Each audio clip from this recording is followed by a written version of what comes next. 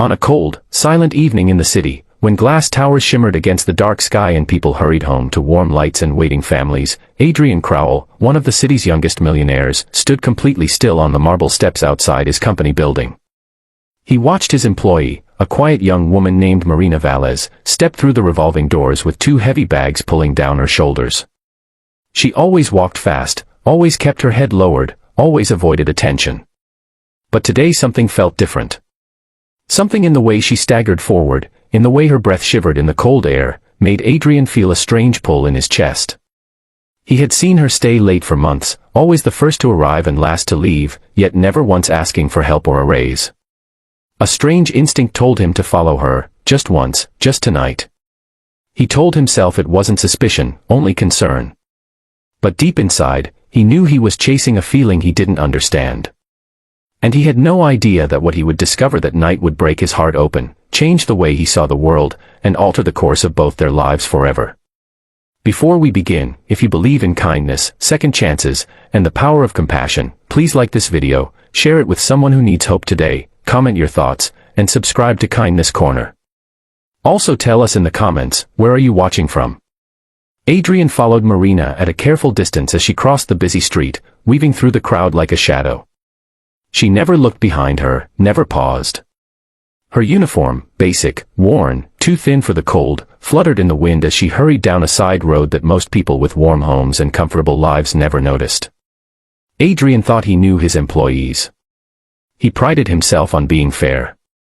But watching Marina walk into darker, narrower streets made him realize how little he truly understood. The streetlights dimmed the farther she walked, and soon the bright glow of the central district faded behind them. The ground changed from smooth pavement to uneven cobblestone. The buildings became older, walls layered with peeling paint and forgotten stories. Marina tightened her grip on the bags she carried, groceries, maybe, though there weren't many inside, he could tell from how the plastic sagged. Her steps slowed as she turned a corner and disappeared into an alley so quiet Adrian could hear his own heartbeat. At the far end, Marina finally stopped in front of a small, crumbling apartment building. The entrance was dark, the door crooked on its hinge. She pushed it open with her shoulder and slipped inside. Adrian hesitated at the corner. He shouldn't follow her in. He knew that. But the cold wind behind him and the silent building ahead made the decision for him. He stepped forward. Inside, the hallway was narrow and smelled of damp concrete. Only one light flickered overhead. Marina climbed the stairs slowly, as if each step weighed more than the bags in her hands. Adrian followed, staying silent. On the 3rd floor, she walked to a door covered in scratch marks, taped corners, and a faded number. She pushed it open and disappeared inside. Before the door fully closed, Adrian heard something, soft coughing, then a faint voice calling her name. Curiosity tugged at him harder than guilt.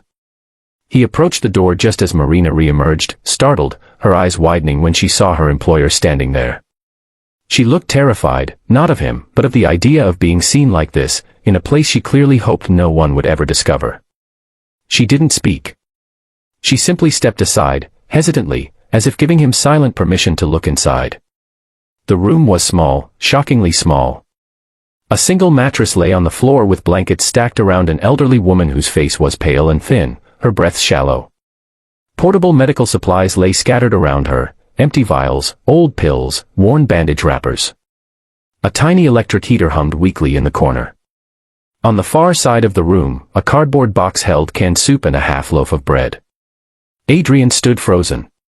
He had expected hardship, maybe struggle. But not this. Not a life reduced to a dim room, shared between a sick mother and a daughter who worked tirelessly yet lived on the edge of survival. Marina finally spoke, her voice soft and trembling. She explained that her mother, Rosa, had been unable to work for years due to a chronic illness that required expensive medication, not covered, not affordable, not optional. She told him how she worked 2 jobs, slept 4 hours a night, and skipped meals to ensure her mother could have at least one. She never asked anyone for help because pride was the last thing she had left. And then she said something Adrian would never forget. I just wanted to survive quietly, without being a burden. In that moment, something in him broke, not in pain, but in awakening. He realized how blind he had been to the silent suffering that lived just outside the comfortable world he had always known. He felt guilt, yes, but also admiration for the strength Marina carried in her fragile frame. This woman didn't just work hard, she fought every day for someone she loved. Adrian stepped inside, knelt beside Rosa, and gently introduced himself. She managed a weak smile. That smile changed something in him too.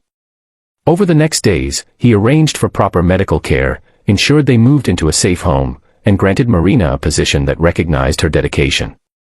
But more importantly, he chose to walk beside them with respect, not pity, and learned that true wealth was measured not in assets or achievements, but in how deeply you touched another person's life. Marina and her mother slowly grew stronger. The new apartment was warm, bright, and filled with food and medical support. Adrian visited often, not out of obligation, but out of genuine connection. He realized that following her that night had been fate's way of showing him the purpose behind his success, to lift others from darkness into dignity. And in helping them, he found a part of his own heart that compassion had been waiting to claim. If this story touched your heart even a little, please like the video, share it with someone who needs hope, comment your feelings, and subscribe to Kindness Corner to support more heartfelt stories like this. Your engagement truly helps keep these stories alive. Before you go, tell us in the comments, what part of the story moved you the most? And remember, sometimes the smallest act of noticing someone can change a life, including your own.